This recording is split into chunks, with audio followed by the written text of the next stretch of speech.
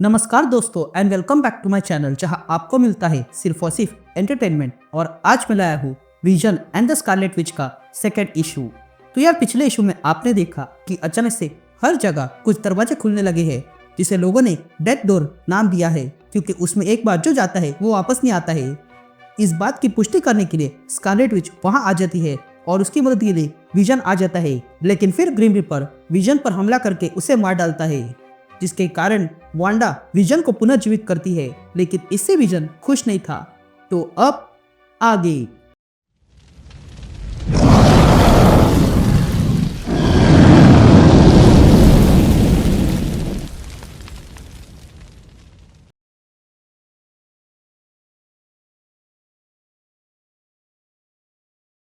All right gang. तो issue की शुरुआत में हम व्हाइट विजन को देखते हैं जो वांडा के सामने खड़ा था और वो वांडा से कहता है, मैं मर रहा था, इतना मुझे याद है और वो पीड़ा भी याद है। तुमने ही ये सब कुछ किया है, तुमने ही मुझे वापस लाया और ये सही नहीं है, मैं सही नहीं हूँ, ये तुम ही थी ना हमेशा से, मैं अब फील कर पा रहा हूँ। तो बताओ वांडा, तुमने क्या किया? ये बातें सुनकर वांडा विजन से कहती है, विजन शांत हो जाओ। लेकिन तभी विजन गुस्से में आकर वांडा से कहता है, समझाओ मुझे, तुमने क्या किया? ये सुनते हुए वांडा विजन का हाथ पकड़ती है और कहती है, इससे पहले कि तुम किसी और को चोट पहुंचाओ मैं तुम्हें कहीं ले जाती हूँ। ये कहते हुए वांडा विजन को कहीं ले जाने लगती है। तभी हमें एक आवाज सुनाई देती है जो कहता है, तुम स्कारलेट विच हो और तुम्हारा एक्स हस्बैंड अब खतरा बन चुका है। तुमने मैजिक का इस्तेमाल करके उसकी जान बचाई और तुम्हें अब पता नहीं है कि वो पूरी तरह आ चुका है या नहीं। तुम जानती हो कि वो उतर पुतर मचा सकता है और इसलिए तुम उसे अरिको डायमेंशन में लेकर गई हो ताकि ऐसी जगह ढूंढ सको जहां पर विजन खुल के गुस्सा निकाल सके। और फाइनली तुम्हें एक ऐसी जगह मिल गई।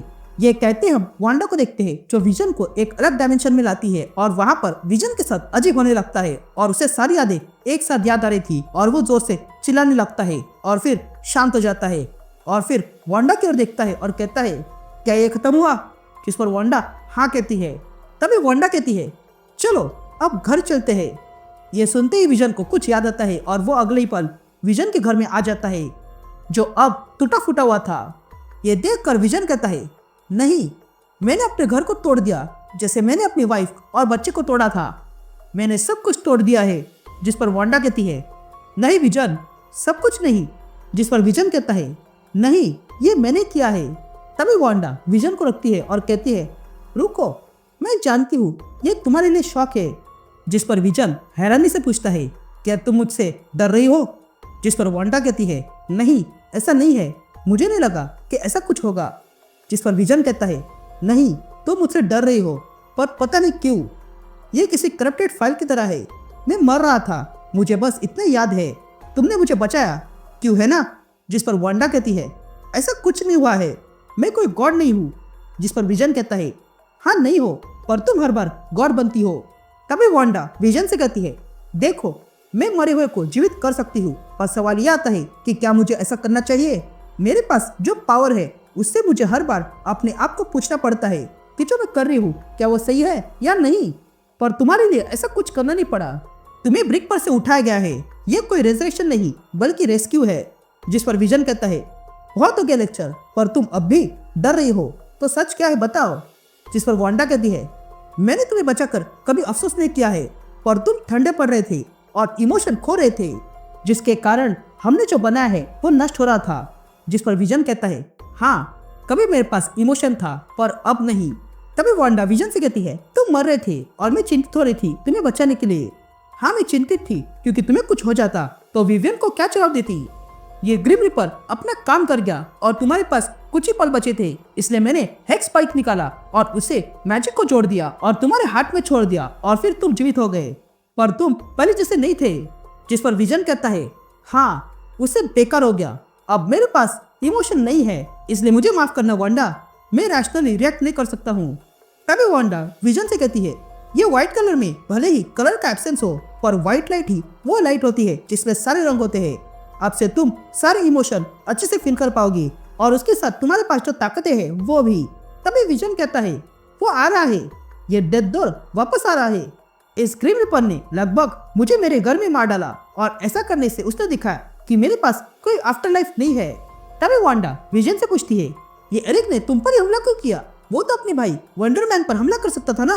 जिस पर विजन कहता है ये रिपर यही मरा था, इसलिए हो सकता है वो यही आया हो, और वैसे भी मेरी वाइफ ने उसे कुकिंग ट्रे से मारा था, तो हो सकता है वो बदला लेने के लिए यहाँ आया हो, पर मेरी पत्नी उसे नहीं मिली तो उसने मुझ पर हमला किया। ये सुनते ही वांडा वहां से अपनी पावर से एरिक विलियम्स का कंकाल बाहर निकालती है और जांच करने लगती है।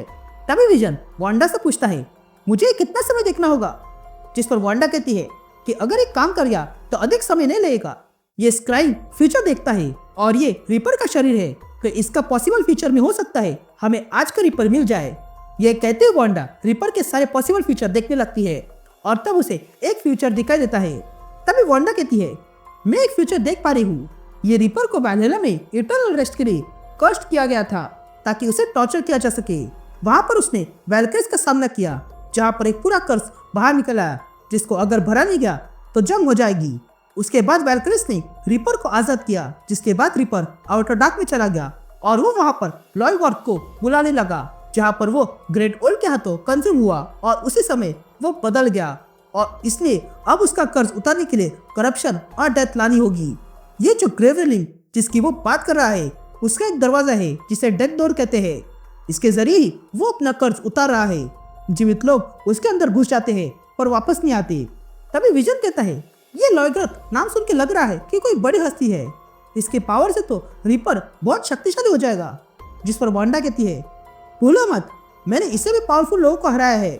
हमें मिलकर इस रिपर को रोकना होगा और उसके डेथ डोर को हमेशा के लिए बंद करना होगा। ये कहते हुए दोनों वहां से डेथ डोर की ओर निकलते हैं। तभी वे दोनों एक डेथ डोर के पास आते हैं और देखते हैं कि वहां पर कई सारे लोग जमा हुए थे और एक आदमी उस दरवाजे के बाहर खड़ा रहकर भाषण दे रहा था जो कहता है यह है डेथ डोर और मैं हूँ इस डोर का डोरमैन, तो पैसा दो और अंदर जाओ।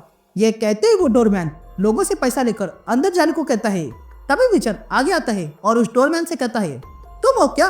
जिस पर डोरमैन कहता है मैं बिजनेस चला रहा हूँ, तो जो पूछना है वो लाइन में खड़े रहकर पूछना।